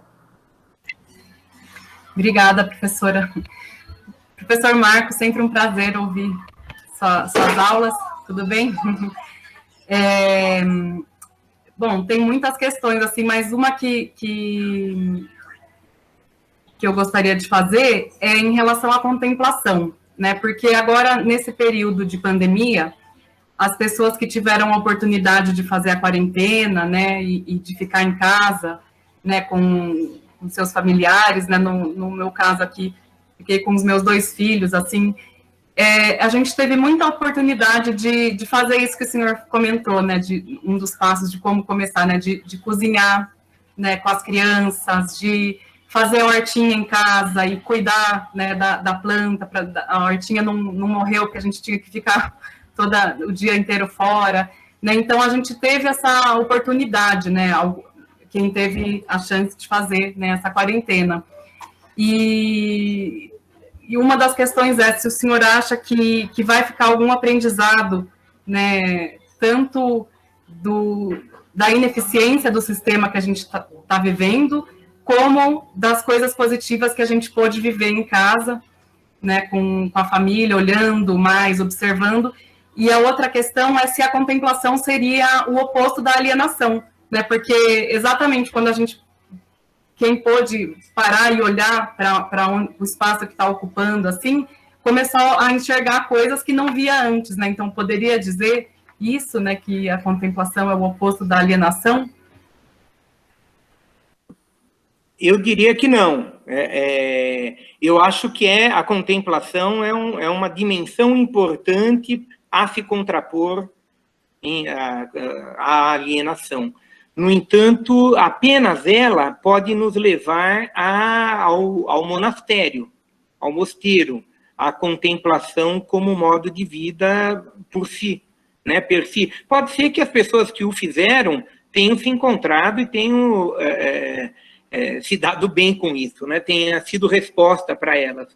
Mas na minha perspectiva, a contemplação ela nos possibilita a intuição, nos relacionarmos com respostas que não estão dadas apenas pela nossa razão, apenas pelo racional e pela paixão. Mas ela é uma outra dimensão que precisa ser traduzida para atuar no mundo dos humanos. Nós temos que atuar com os nossos iguais. E aí não adianta. O Einstein e um guru têm uma antiga... um antigo diálogo, né, que já foi falado por muita gente, onde o guru foi dizer para ele, olha, brilhante o que você concluiu, tudo, mas a gente, por meio da meditação, já sabia disso há muito tempo. E ele falou assim, eu acredito que vocês sabiam, só que para eu dialogar, né, como a Simone está perguntando aqui, com os humanos, eu preciso traduzir isso em uma linguagem que os humanos compreendam. Não adianta eu dizer para eles, acreditem nisso, ou contemplem, ou meditem. né? Então, o processo de desalienação, eu acho que ele passa pela contemplação, mas ele passa também por muito estudo, por muita leitura, por muito diálogo, por muita live, por muita palestra, reunião, conversa, que nos ajuda a acionar a razão e fazer a conexão de coisas que hoje ainda são difíceis de serem ditas publicamente, e que a nossa intuição já captou como importante, e a gente pode encontrar formas de mostrar isso é verdade. Acho que a física é uma das ciências que melhor exemplifica isso, e que mais tem teóricos que transitaram do campo, entre esses campos, né? E a outra questão que você coloca sobre como é que vai ser o dia seguinte à pandemia, né? Com a vacina redentora, caso ela seja de fato, nós vamos cair de boca de novo no mesmo modo de produzir, consumir, de ser e estar, sem questionar nada. O Albert Camus, no livro A Peste, já colocava essa reflexão. E ele dizia, o momento de suspensão que a peste propiciou, talvez não continue após a peste. E não continuou. É muito difícil a manutenção desse ritmo de vida meditativo, relacional, dialógico, que a gente consegue estabelecer, uma parte de nós conseguiu estabelecer durante a pandemia. Mas nós podemos buscá-lo. E eu acho que, para buscá-lo, nós temos que, além de fazer esse exercício para dentro, que você bem exemplificou aqui, fazer o exercício também para fora, de se aproximar, como eu disse na resposta anterior à questão que você levantou, nos aproximarmos de outras pessoas que possam criar um think tank de esquerda, ou, se não gostarem dessa nomenclatura de direita-esquerda, um think tank de compromisso com a vida, um think tank comprometido com transformações socioambientais profundas na nossa face organizacional e de modo de produção, né, no planeta Terra hoje.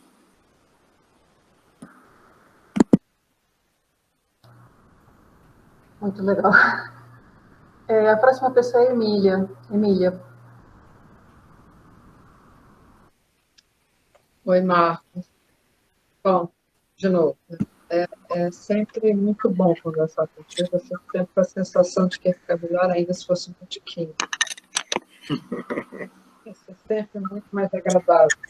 Eu continuo achando que a universidade perdeu muito ao fechar todos os seus botecos, mais do que ganhou.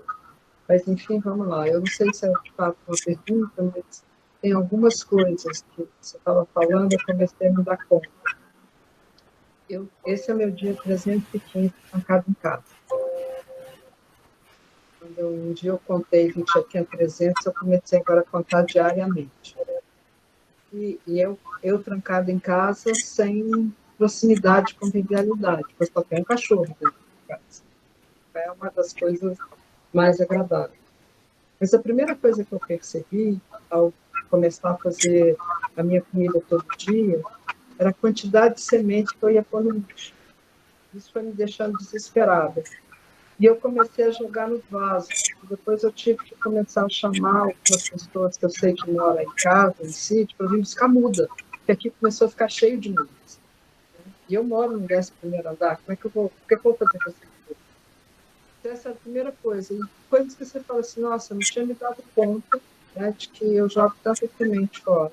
Foi o que você comentou da pandemia. Depois, assim, eu sempre achei que eu era super controlada na questão de reciclado. Quando eu fico olhando um montante de reciclados que eu tive que começar por fora tudo, né, ficar desesperada. Tanto que a gente acha que faz as coisas, mas no fim das contas você se rende às relações que o cotidiano nos impõe, né? E tanto que a gente tem que ficar muito mais atento. E essa coisa do perdão, colocado de uma outra forma, você começa a perceber a quantidade de coisas que você se atola no fazer, e de repente o fato de você estar trancado, você começa a reavaliar se você vai empilhar todas aquelas atividades. Então, você começa a pedir perdão e dizer, olha, calma, não vai dar, eu tenho que refazer de outra forma. Eu me percebi muito mais lenta, né, ao estar trancada, mas fazendo coisas com mais qualidade, né, e abrindo mão de um monte de outras coisas, até pensando coisas de outra forma. E um livro que me vem sempre à cabeça, uma coisa que eu li na década de 80, que para mim foi super importante, que é a conspiração aquariana da Penn. Que vai falar, olha, a revolução não vai se dar como a gente pensou na década de 60, que tem que estar todo mundo, essa massa, né? Mas ela está acontecendo como a Era de Aquários manda acontecer. As coisas vão acontecendo, as conspirações vão acontecendo em vários lugares, e um momento as pessoas se conectam por algum motivo e percebem que estão muito distantes fisicamente, mas muito próximas, por N motivos. Eu acho que essa conspiração aquariana, com certeza, em cima dessa modificação, dessa revolução que você está propondo, ela tem acontecido, né? E eu acho que por isso é que a gente tem começado a perceber que as nossas bolhas se expandem. A gente está numa bolha, não tem como não estar no bolha. Mas as bolhas estão em expansão. De repente, você consegue perceber, talvez até por a gente ter o privilégio, acho que até passou a ser um privilégio você ter podido ficar trancado. Porque você conseguiu ter a fase do medo, do horror, de uma série de coisas, mas também teve a obrigação da reflexão. Não tem como você ficar trancado e não ter um momento de reflexão. Começar a perceber, primeiro isso, você é mais paciente com aquela pessoa que parece o louco de plantão, mas que você a conheceu em outras situações. Às vezes a gente não esteja aberto a pegar um bolsominion, você já conhece ele como bolsominion. Mas algumas pessoas que você conhecia antes, você fala, não, tem que ter por que a gente já teve um relacionamento e por que ele conseguiu se tornar um bolsominion e eu não ter percebido ao longo do tempo o que está acontecendo? E também começar a entender qual foi o processo do outro. E isso acho que nos ajuda a tentar ampliar essa conspiração e pensar de uma forma mais revolucionária. E aí e o que me causou... No ano passado eu fiquei assim, super feliz, antes de acontecer essa história toda. O Fórum Popular da Natureza. Quando a gente achava que não tinha para onde ir, quem é que nos chama para um Fórum Popular com o nome de natureza, né? É o MST, é o Movimento Sem Teto e é o Movimento de Catadores. Eu falo, uau, pensou a natureza, eles incorporaram isso de uma outra forma. Lembra de quando, mesmo na Constituinte, a gente era chamado de os burgueses?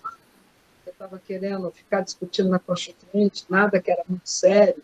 Ou mesmo na primeira Conferência Nacional de Meio Ambiente, que as pessoas vieram reclamar comigo que eu só estava discutindo tirar imposto de transporte coletivo, agora que todo mundo podia ter seu próprio carro, né? Coisa, só um burguês para pensar isso. Eu tive que ouvir isso na conferência várias vezes. Então, assim, eu acho que tem algumas questões que acho que nos mantém, né? Toda essa leitura que você acabou fazendo, todos esses autores que você amarra, é uma coisa extremamente interessante. Eu acho que muita gente jamais amarraria Camus, né, tão próximo de Bauman, como você colocou, e com uma coisa tão positiva e esperançosa, né, como você está colocando, no fim das contas. Você traz isso para nos trazer a questão do esperançar, né, porque ser um educador, você tem que ter essa relação de esperançar, senão você não vai conseguir muito. E aí, lembrar que agora em janeiro a gente está colocando, estão colocando o Fórum Social Mundial de novo, né? Todo online, e assim, uma programação inacreditável. Então, a nossa bolha está diversa. Ela não está... Acho que o Papa Chico fez uma diversificou um pouco, e aí tem o seguinte, nós temos 12 vezes 21 horas, 21 minutos, do dia 21, do século 21, do ano 21. Não esqueça que a gente tem 12, talvez a gente tenha perdido o primeiro. Talvez o primeiro nos permita pensar o que nós vamos fazer com os outros 11. Quem sabe, no dia 21 de dezembro, a gente esteja falando disso de outra forma. E 12 é 21 ao contrário, né? Então, a gente está sempre rodando em volta do 21. Eu acho que ontem eu estava numa live, eu falei, eu tinha combinado com os amigos que a gente, nas 21 horas, 21 minutos, é todo mundo tomar uma boa cachaça mineira. E a minha live não acabou. Ela acabou quase às 10 da noite. Bom, passou, né? Mas aí eu me lembrei, não, tem mais 11, então vai fazer a diferença. E das coisas que estão entrando, aí uma coisa que está me preocupando. Essa coisa que você falou, vira e mexe, entra notícia, acabou de entrar uma notícia aqui que Portugal achou a variante da África do Sul em Portugal, o SARS-2. E o que a gente está percebendo? Toda vez que todo mundo está preocupado com as variantes, e só as variantes que vêm dos países do dito antigo terceiro mundo. Essas são as piores, entendeu? O que isso? Acho que isso a gente tem, isso está me preocupando. Quando se diz que a variante de Manaus é a pior, então a Inglaterra fecha o Brasil. Quando Portugal decide, olha, tem que fechar a África do Sul porque ela é a pior. Quando a da Índia também vai ser pior. Por que nunca é pior a que vem dos Estados Unidos, a que está vindo da Itália? Acho que é uma coisa que a gente precisa começar a ficar alerta em relação a isso. Enfim, não tem nada para te perguntar, mas são coisas que me dizem você falou passando, que eu acho que daria uma boa conversa de boteco, né? Para a gente pensar, inclusive, um plano de ação na sequência. Beleza, Emília. Tem mais uma pessoa que levantou aqui a mão, que é a Jaqueline Sampaio. Jaqueline.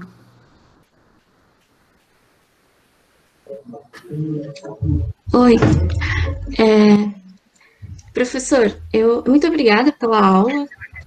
Eu queria só falar uma coisa, para saber o que você complementaria, o que você acha, assim. Tudo isso que você falou, esses assuntos, né, os temas, eu tenho aprendido bastante, eu tenho visto dentro da espiritualidade, né, nessa coisa de meditar, de autoconhecimento, enfim. E dessa espiritualidade laica que você citou no vídeo até. Mas eu tenho tido muita dificuldade para conversar sobre isso com as pessoas, porque justamente sempre cai num lado meio negacionista, né? E parece que a gente está falando sobre terraplanismo, está negando a ciência, mas não é isso. E piegas de falar sobre, enfim, perdão, caridade, né, amor, essas coisas. A gente sempre escuta, mas que vira rotina, a gente não pratica, né? E eu queria dizer que eu gostei muito dessa forma que você colocou todos esses conceitos, de um jeito muito científico, né, com citações, citando pessoas tão importantes, influentes, enfim. E eu acho que, assim, refletindo um pouco, que a gente precisa, a gente que tem essa nova consciência, né, acho que a gente precisa ser mais ela, né, demonstrar mais ela. Então, incluir tudo isso que a gente acredita e sabe que precisa mudar nos nossos pensamentos, nas nossas palavras, nos nossos atos, né, no nosso dia a dia, porque, querendo ou não, isso vai impactar, influenciar as pessoas que estão ao nosso redor, né? Como você falou, a própria família. E eu sinto que tem um pouco mais de um ano que eu virei vegana, e óbvio, né, eu quero conversar com as pessoas sobre isso, fazer as pessoas refletirem, mas eu sinto que demonstrando o que o veganismo me fez bem, o que o veganismo mudou na minha vida, sempre causa mais impacto nas pessoas do que falar sobre os problemas ambientais, da matança de animais, do desmatamento, porque ninguém quer ouvir. Eu acho que as pessoas fogem desses problemas, né, dessa realidade, né? E eu acho que a gente precisa pegar essa cultura, essa nova cultura, né, e assumir para a gente mesmo, e assumir para as pessoas que a gente conhece, e nos conectar com pessoas que estão dentro dessa nova, que sabem, né, o que precisa ser feito, enfim, para que isso vá se contaminando, né, e se alastrando, porque eu acredito que cada um que muda, que entende, que pratica o autoconhecimento e consegue colocar essas coisas em prática, influenciam muito e fazem muita diferença. Então, nosso trabalho, né, eu não sei com que eu vou trabalhar exatamente, eu faço estudos literários, mas eu já penso em fazer alguma coisa voltada para essa área. Então, enfim, era só isso que eu queria dizer, compartilhar. Muito obrigada pela aula, por tudo. Eu que agradeço tuas palavras, Jaqueline. É isso, você vê quando o testemunho vem do coração, vem da vivência, dos sentimentos, ele ressoa. Então, você fez uma fala aqui que não é intelectual apenas. Ela é uma fala do que você está sentindo. E eu acho que essa é uma das outras características que nós precisamos cultivar nesse processo de transformação. Dar o testemunho, né? Dar o testemunho na nossa própria existência, né? Eu me vejo muitas vezes preparando palestras, atividades, e eu falo assim, mas para que tem que pensar muito em tudo que vai ser apresentado? Será que não é melhor ir lá e falar um pouco do que eu estou sentindo, pensando, querendo? Será que isso não tem mais ressonância junto aos meus interlocutores? E a tua fala aqui foi um exemplo disso.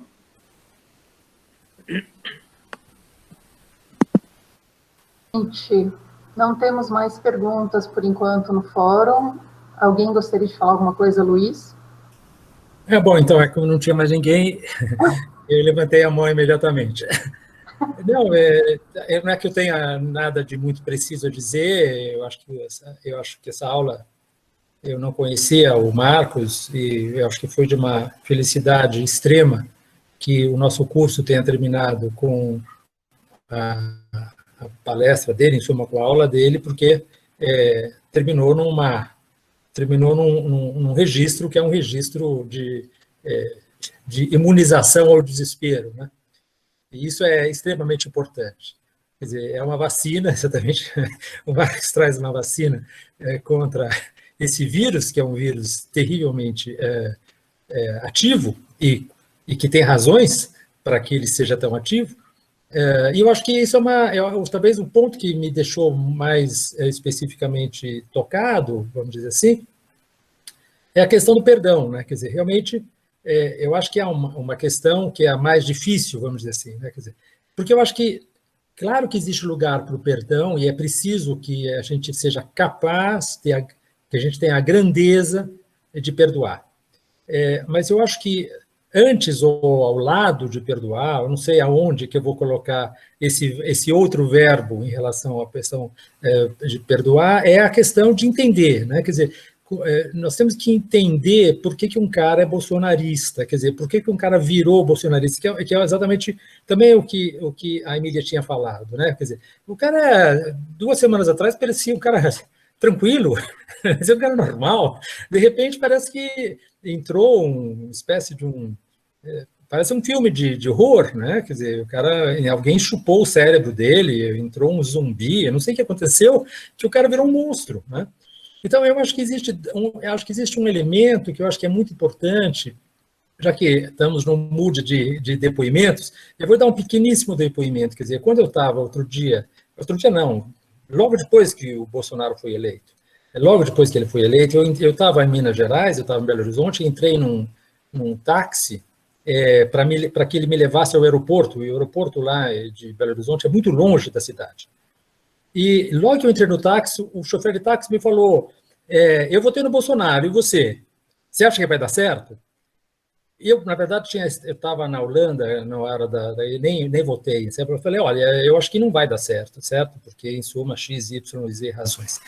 E aí ele começou a falar de uma maneira extremamente cândida de por que ele tinha votado no Bolsonaro. Ele tinha votado no Bolsonaro porque ele era um cara que era um pequeníssimo empresário, etc., tinha se arruinado a partir da crise de 2014, e evidentemente que a narrativa dele era uma narrativa completamente representativa daquilo que deveria ter ocorrido, que deve ter ocorrido com, vamos dizer assim, milhares ou centenas de milhares, ou será se não milhões de pessoas que devem ter perdido o seu pequeno modo de vida, sua pequena esperança, sua pequena atividade, e, bom, agora ele estava trabalhando como chofer de táxi, nem o táxi dele tinha, era desses caras que trabalham para uma companhia de táxi, trabalhava, portanto, sei lá, 16 horas por dia guiando para conseguir pagar o mínimo. E o cara, evidente, estava com uma esperança de que o Bolsonaro trouxesse algum tipo de mudança, algum tipo de recuperação na vida dele. E eu terminei, sinceramente, a corrida, sabe que a corrida era muito longa, eu falei assim, olha, tomara que o Bolsonaro dê certo, porque eu estava tão tocado pelo cara, porque aquilo que o cara me disse, porque tudo que aconteceu, a mulher se separou dele, isso foi uma catástrofe por causa da crise econômica, sabe? Então eu acho que a gente tem que entender que existe o cara que votou no Bolsonaro, porque o cara é um cara que tinha uma vida e a vida dele se destruiu por causa da crise econômica. E tem um outro cara que vota no Bolsonaro, porque ele é um cara que faz parte de uma cultura muito fortemente enraizada no Brasil, que é uma cultura de escravocratas. Quer dizer, não existe possibilidade de nós entendermos qualquer coisa sobre o Brasil se nós não partirmos da constatação que esse Brasil foi moldado pela escravidão. Por 388 anos de escravidão, para sermos formalistas, porque a escravidão continuou, e, portanto, por um país que não tem nenhum tipo de experiência histórica que faz com que uma pessoa olhe para outra e se sinta parte de uma mesma coletividade, de uma mesma comunidade. Eu não estou fazendo nenhum tipo de idealização, mas quando eu vou para a Itália, eu ia muitas vezes para a Itália, eu ia muitas vezes para a França, eu tenho milhões de críticos franceses, eu tenho milhões de críticos italianos, mas uma coisa que eu entendo perfeitamente que existe lá é o seguinte, quando um francês olha para o outro, e ele odeia aquele outro, ele faz o diabo com o outro, mas ele entende que o cara pertence à mesma comunidade que ele. Talvez seja por isso que ele detesta o outro, mas existe uma premissa comum. No Brasil não existe essa premissa comum. Ou existe de uma maneira muito, vamos dizer assim, muito incipiente.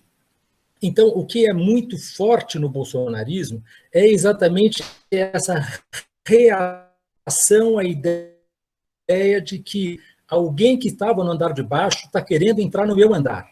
E é isso que eu acho que é muito difícil perdoar. É isso que é extremamente difícil de nós, digamos assim, além de compreendermos, sermos capazes de dar a volta por cima e continuar a termos com essa pessoa um tipo de atitude, vamos dizer assim, concessiva. Porque ele é um escravocrata. Existe uma mentalidade na classe média brasileira que é uma mentalidade escravocrata, e essa mentalidade tem que ser combatida. Ela tem que ser combatida de uma maneira, a meu ver, extremamente rigorosa e, vamos dizer assim, implacável. E é isso que é grande parte esse é uma das grandes fontes do bolsonarismo. Então, eu acho que o bolsonarismo não é um desvio, o bolsonarismo é aquilo que, de alguma maneira, expressa o que há de mais negro na comunidade, na história do Brasil. Ele não apareceu out of the blue, ele não apareceu há 2 anos ou 3 anos atrás, ele é um pouco a expressão daquilo que estava procurando alguém para dizer. E o Bolsonaro veio para mostrar, para dar a essa pessoa, para dar a esse escravocrata, para dar a esse racista, para dar o pior tipo de pessoa que a história do Brasil produziu, deu a face para ela, deu a imagem para ela. Então, eu acho que nós precisamos hoje, claro, é preciso entender, é claro, é preciso combater o rancor, é claro que é preciso combater o ressentimento, mas eu acho que nós precisamos, antes de mais nada, nós precisamos nos reunir para o impeachment do Bolsonaro. Se nós não conseguirmos fazer isso, nós vamos nos ferrar, porque ele cantou o jogo desde o começo.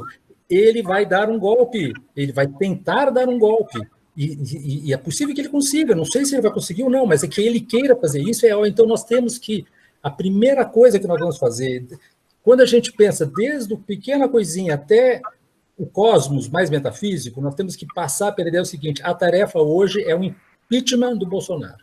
Eu não precisava... não sei nem como articular muito isso com aquilo que você disse, Max, mas eu precisava dizer isso.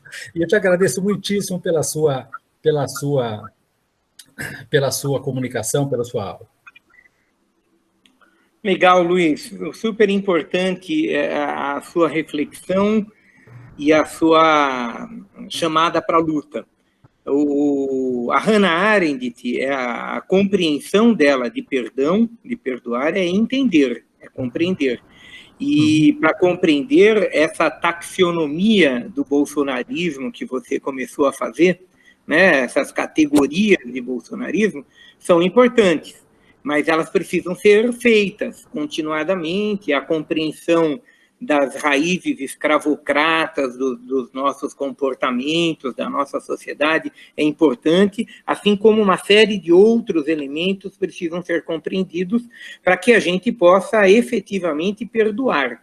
Não o perdão de reze 3 Ave Maria e 4 Pai Nosso, que você está perdoado, mas o perdão da compreensão profunda a respeito daquela problemática, daquela situação.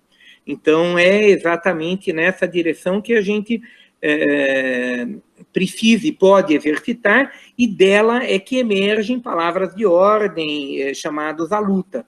Então, o chamado à luta do impeachment, ele é um chamado à luta provocador, mas como foi escrito aqui pela Emília, não é só fora Bolsonaro, não é impeachment só para o Bolsonaro, é impeachment para essa canalha toda, né? Para toda esse agrupamento de pessoas, os seus ministros, etc. Né? Esse ministro das Relações Exteriores é algo indizível, né? Então, a gente precisa, e podemos dizer que estrategicamente agora é fora Bolsonaro mesmo, porque não temos condições de tirar todos de uma vez só. Mas não tenhamos dúvida, nós precisamos de uma profunda reformatação do nosso modelo organizacional, que passa por retirar o Bolsonaro, por retirar o Mourão e toda a turma deles, mas também não se limita a isso. Né? Tem que haver outro modo de incidir na sociedade brasileira, até porque não está no DNA, né? A escravidão e uma série de outros comportamentos. É cultural e, como toda cultura é construída historicamente, e nós podemos e devemos incidir nessas mudanças culturais para que nós não tenhamos amanhã, depois, o Maia ou qualquer outro equívoco semelhante. O Bolsodória. Agora parece que o Dória virou um anjinho, virou a fala do bem, né? E nós sabemos que não é. Então, é isso mesmo, é conseguirmos construir uma compreensão crítica que nos potencialize para as grandes transformações. Totalmente de acordo. Tem mais uma pessoa com a mão levantada aqui, que é o Gabriel, então vou passar a palavra para ele. Gabriel. Então, uma dúvida que eu tenho também sobre essa questão do perdão é que muita gente acaba associando o perdão com a impunidade. Tipo, eu sei que a gente tem que dar a chance das pessoas mudarem, mas e se elas não mudarem? É uma boa questão, Gabriel. Como é que a gente perdoa sem punir? Eu acho que é possível. Eu acho que é possível perdoar sem punir, mas tem que haver uma compreensão profunda disso. Na China, eu não sei se você leu um livro chamado Em Fio na China. Há muitos anos atrás, ele escreveu sobre como que ele percebeu a forma de punir os que transgrediam. Né? Então, como é que a associação comunitária, os moradores de um mesmo pedaço que percebiam uma pessoa que tinha roubado ou que tinha transgredido em relação à pactuação que ali era feita, era punida. E aí era todo mundo se juntar e dizer para o cara, e dá-lhe Mao Tse Tung, e dá-lhe compreensões diferenciadas do que aquele cara tinha. Então, quanto mais a gente conseguir que o processo de perdão seja um processo de compreensão profunda e, portanto, dialógica sobre aquele ato cometido, mais possibilidade nós teremos de revisão do comportamento. A gente pode dizer, tudo bem, blá, blá, blá, mas no fundo tem que pôr na cadeia, ou tem que dar a pena de morte, ou tem que dar uma porrada. Nós não queremos chegar a isso, né? Pelo menos eu não quero. Eu gostaria que o processo de transição possibilitasse esse mergulho em si, esse autoconhecimento individual e comunitário. Mas eu estou vendo aqui a Gabriela já agradecendo a presença de todos e paro de falar já. Eu não estava agradecendo a presença de todos, eu estava agradecendo a todos, porque essa sendo a última aula, a Marisa aqui se manifestou, falando obrigada pelas provocações ao longo de todas essas semanas. Então, realmente, eu queria agradecer a todos os que ficaram até esse último minuto dessa última aula aqui ainda. Queria agradecer a todos os professores que participaram aqui, dando suas aulas, a todos os alunos, a todos que participaram das discussões. Maria, você quer falar alguma coisa, que você está com a câmera ligada, não? Não, só queria agradecer ao Marcos, dizer que sempre é um prazer enorme revê-lo e ouvi-lo, e que qualquer coisa que eu tivesse para ser dita já foi dita aqui pelo Marcos e pelos demais. Só deixar um abraço mesmo. Legal. Então... E a dificuldade de perdoar o Bolsonaro. Realmente, acho que foi uma aula ótima para encerrar a disciplina. A gente sai aqui com alguma esperança, assim, uma vontade de fazer algo, realmente, né? De tomar uma atitude com tudo que a gente viu aqui. E, gente, acho que é isso. Obrigada a todos. Emília, Luiz. Obrigado. Rapidamente, que a Cristiana mandou uma mensagem que ela está a caminho do aeroporto. Não sei para onde, isso eu não vi. Mas, obrigada a todos. Todo mundo que puder, gente, participe do Fórum Social Mundial. Acho que isso é um espaço muito importante. Começa dia 25 de janeiro. Eu sei que a gente está começando férias agora, mas é um belo momento. Vai ser online, vai ser muito interessante. Acho que vale a pena. E obrigado, Gabriela, né? Porque se não tivesse cutucado, a gente não teria organizado essa disciplina, né, Luiz? Exatamente. Gabriela está no começo disso tudo. Mas foi um esforço conjunto, gente. No começo, no meio e no fim, aliás. Mas se não fosse o Cutucão, aquela reunião lá na física, nada teria acontecido. E semestre que vem tem mais, certo, gente? Então, exatamente. Até o próximo semestre. Vamos lá. Um grande abraço a todos aí. Grande abraço, gente. Tchau, tchau. Tchau.